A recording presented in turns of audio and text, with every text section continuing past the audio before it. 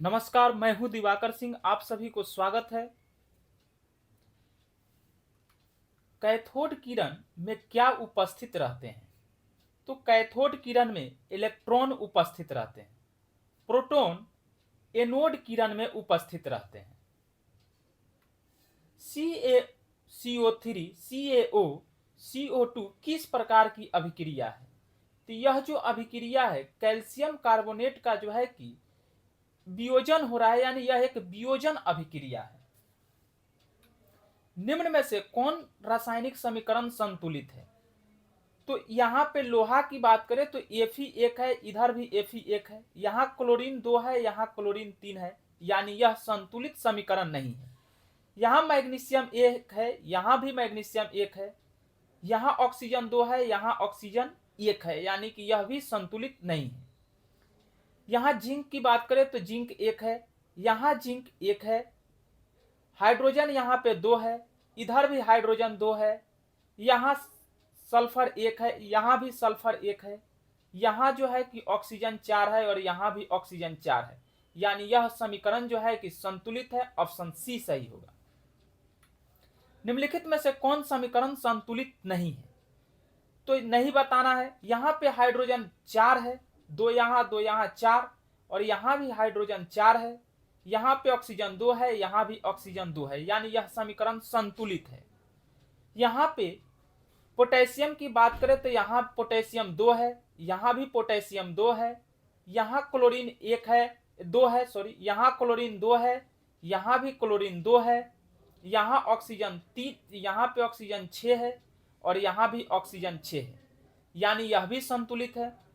यहाँ हाइड्रोजन 2 है, यहाँ हाइड्रोजन 2 है, यहाँ पे क्लोरीन 2 है, यहाँ भी क्लोरीन 2 है, यानी यह भी संतुलित है।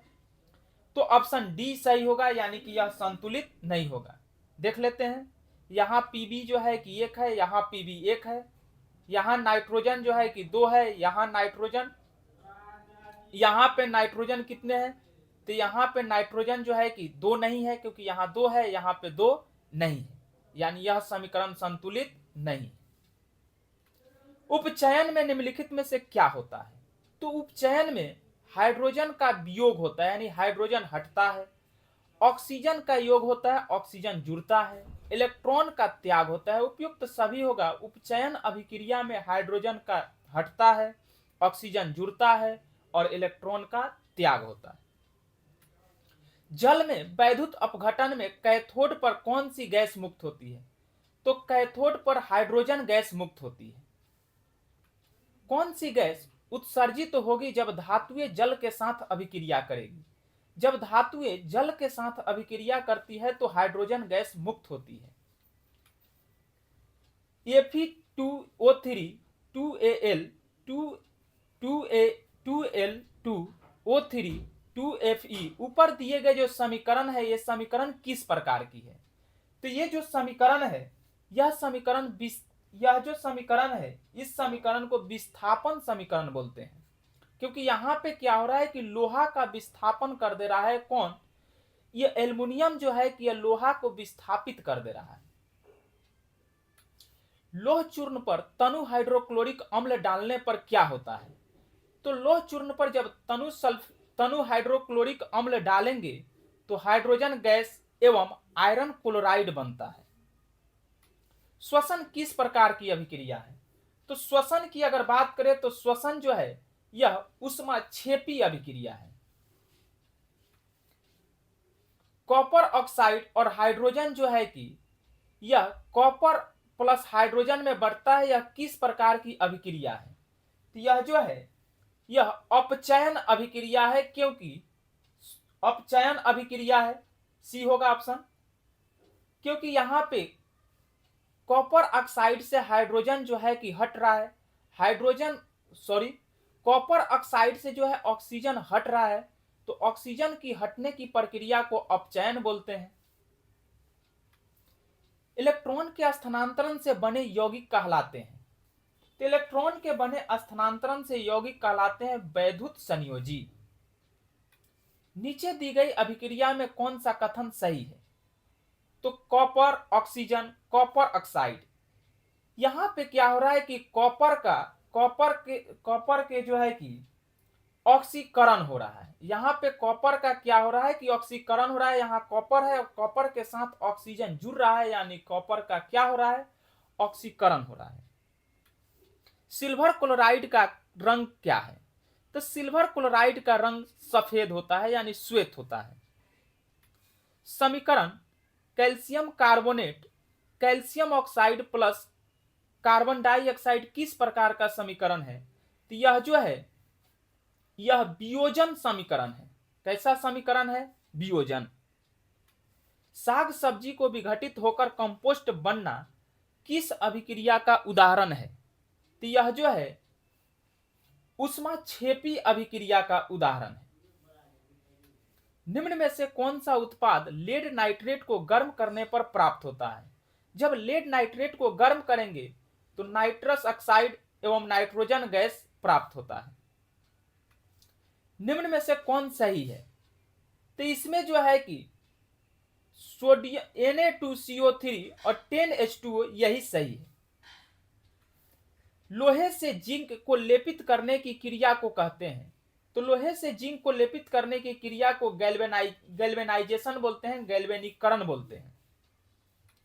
जस्ता तथा तनु हाइड्रोक्लोरिक अम्ल की अभिक्रिया के फलस्वरूप निम्न में से कौन सा गैस मुक्त होता है, तो हाइड्रोजन गैस मुक्त होता है। कोई तत्व ऑक्सीजन के साथ अभिक्रिया कर उच्च गलनांक वाला यौगिक निर्मित करती है, यह यौगिक जल में विलय है, यह तत्व हो सकता है, तो यह तत्व कैल्शियम हो सकता है। जल के एक अणु में हाइड्रोजन एवं ऑक्सीजन परमाणु की संख्या होगी। जल का सूत्र होता है H2O।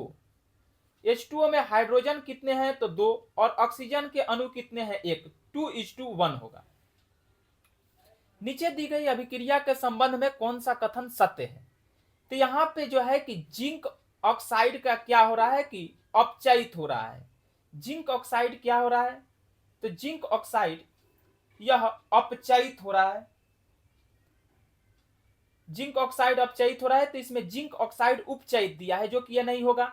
यहाँ कार्बन जो है कि क्या हो रहा है, तो कार्बन उपचयित हो रहा है, यानी कार्बन के साथ क्या हो रहा है, ऑक्सीजन जुड़ रहा है।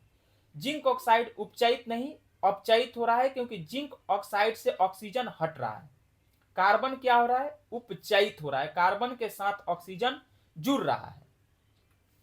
निम्नलिखित में से कौन संयोजन अभिक्रिया है, तो यहां पे अभी पीछे पढ़ चुके हैं कि कैल्शियम कार्बोनेट जो है कि यह वियोजन अभिक्रिया है। कैल्शियम कार्बोनेट कैल्शियम ऑक्साइड और कार्बन डाइऑक्साइड में बट रहा है, यह वियोजन अभिक्रिया है।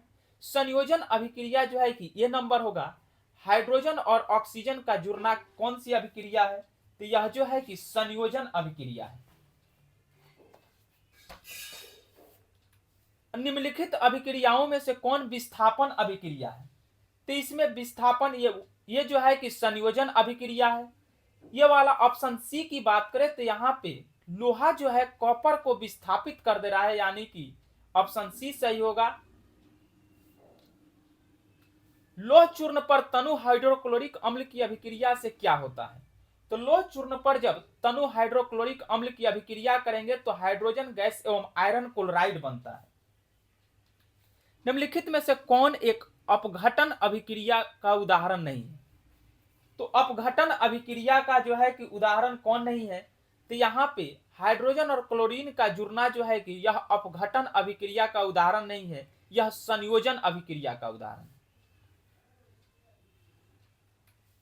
निम्नलिखित में से कौन एक रेडॉक्स अभिक्रिया है, तो रेडॉक्स अभिक्रिया जो है कि जिसमें दोनों हो ऑक्सीजन जुड़े भी और हाइड्रोजन हटे भी, तो इसमें जो है कि कैल्शियम ऑक्साइड और हाइड्रोजन क्लोराइड जो है एक साथ अभिक्रिया करते हैं, जो कि अभिक्रिया कैसी होती है, एक रेडॉक्स अभिक्रिया होती है।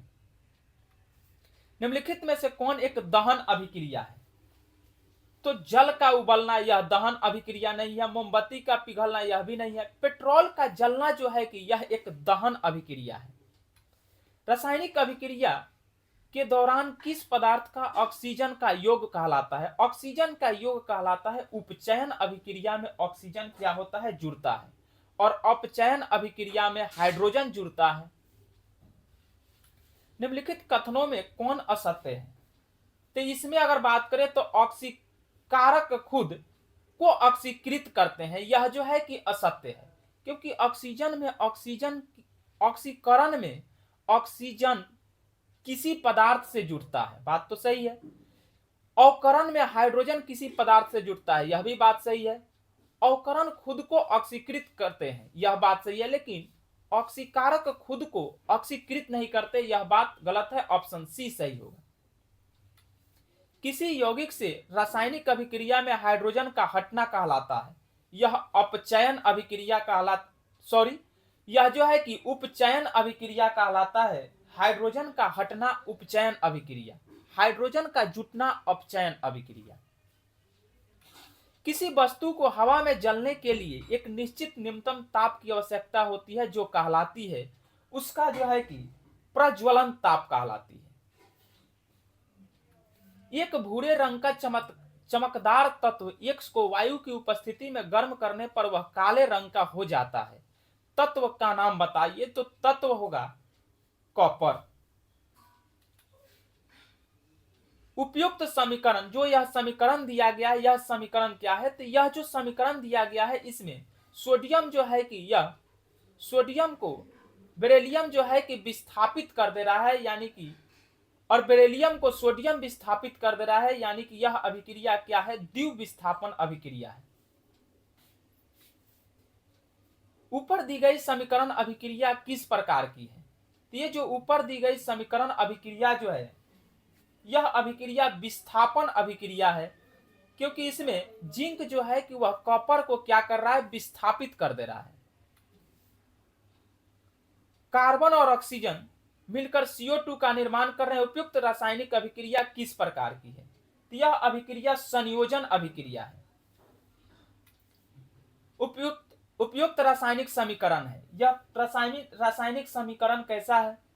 तो यह जो रासायनिक समीकरण है, यह संयोजन रासायनिक समीकरण है, क्योंकि यह दोनों जो है आपस में जुड़ रहे हैं।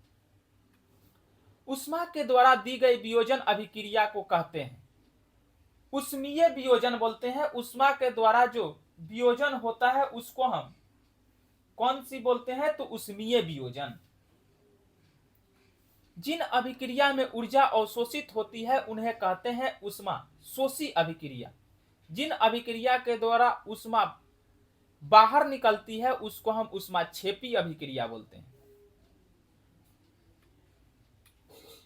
वे अभिक्रिया जिनमें अभिकारक के बीच आयनों का आदान प्रदान होता है, अभिकारकों के बीच आयनों का आदान प्रदान होता है, वह द्वितीय विस्थापन अभिक्रिया कहलाती है।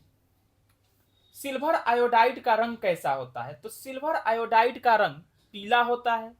सिल्वर क्लोराइड की बात करें तो इसका रंग जो है कि सिल्वर क्लोराइड का रंग श्वेत होता है और सिल्वर आयोडाइड का रंग पीला होता है।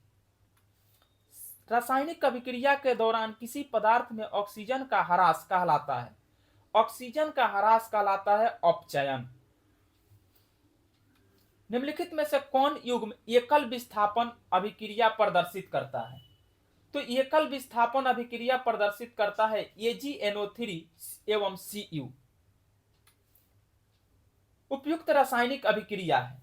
ये जो रासायनिक अभिक्रिया है इसको हम विस्थापन अभिक्रिया बोलेंगे, क्योंकि Pb जो है कि कॉपर को विस्थापित कर दे रहा है, यह विस्थापन अभिक्रिया है। वायुरोधी बर्तन में खाद्य सामग्री रखने से उपचयन हो जाती है। वायुरोधी बर्तनों में खाद्य सामग्री रखने से उपचयन की गति हो जाती है। तो उपचयन की गति जो है कि धीमी हो जाती है, क्योंकि वायु जो है कि इसमें ऑक्सीजन जो है कि कम पहुंचता है, जिसके कारण धीमी हो जाती है। जिंक तथा सल्फ्यूरिक अम्ल के बीच अभिक्रिया निम्नलिखित में से कौन सी गैस निकलती है? तो जिंक और सल्फ्यूरिक अम्ल की अभिक्रिया से हाइड्रोजन गैस मुक्त होती है। रासायनिक अभिक्रिया में भाग लेने वाले पदार्थों को कहा जाता है अभिकारक कहा जाता है। रासायनिक अभिक्रिया में भाग लेने वाले पदार्थ को। समीकरण इतना एक है। तो समीकरण जो है यह संयोजन समीकरण है, क्योंकि हाइड्रोजन ऑक्सीजन से क्या हो रहा है? जुड़ जा रहा है। निम्नलिखित में से कौन ऑक्सीकरण की क्रिया नहीं है? तो ऑक्सीकरण की क्रिया जो है कि यहाँ पर दहन ऑक्सीकरण की क्रिया है, भोजन का पचना यह भी है, श्वसन भी है, अवक्षेपण जो है कि यह ऑक्सीकरण की क्रिया नहीं है। अभिक्रिया जो दिया गया है यह किस प्रकार की अभिक्रिया है? तो यह जो अभिक्रिया है यह अपघटन अभिक्रिया है, क्योंकि फेरस सल्फेट जो है कि यह क्या हो रहा है, यह अपघटित हो रहा है। अभिक्रिया में जिंक ऑक्साइड और CO यह उपचयित हो रहा है। इसमें जो है कि कौन सा अपचयित हो रहा है, सॉरी इसमें अपचयित कौन हो रहा है? तो इसमें जो है कि अपचयित जो हो रहा है वह जिंक ऑक्साइड का क्या हो रहा है कि यह अपचयित हो रहा है, इसमें से ऑक्सीजन हट रहा है। भोजन का पचना किस प्रकार की अभिक्रिया है? तो भोजन का जो पचना है यह उपचयन प्रक्रिया, उपचयन अभिक्रिया है। निम्नलिखित में कौन संतुलित रासायनिक समीकरण है? तो इसमें संतुलित रासायनिक समीकरण की बात करें तो इधर भी ऑप्शन बी जो है कि यह संतुलित है। इधर बेरियम 1 है, इधर भी बेरियम 1 है, इधर क्लोरीन 2 है, इधर भी क्लोरीन जो है कि 2 है, इधर हाइड्रोजन 2 है, इधर भी हाइड्रोजन 2 है, इधर जो है कि सल्फर 1 है, इधर भी सल्फर 1 है, इधर ऑक्सीजन 4 है, इधर भी ऑक्सीजन 4 है। यानी कि ऑप्शन बी जो है कि यह संतुलित रासायनिक समीकरण है। जब काला चूना पर जल डाला जाता है तब किस प्रकार की अभिक्रिया होती है? तो काला चूना पर जब जल डालेंगे तो यह ऊष्माक्षेपी अभिक्रिया होती है। अभिक्रिया जिसमें आयनों का आदान प्रदान होता है कहलाता है। तो जिसमें आयनों का आदान प्रदान होता है वह द्विविस्थापन अभिक्रिया कहलाती है। थैंक यू, जय हिंद।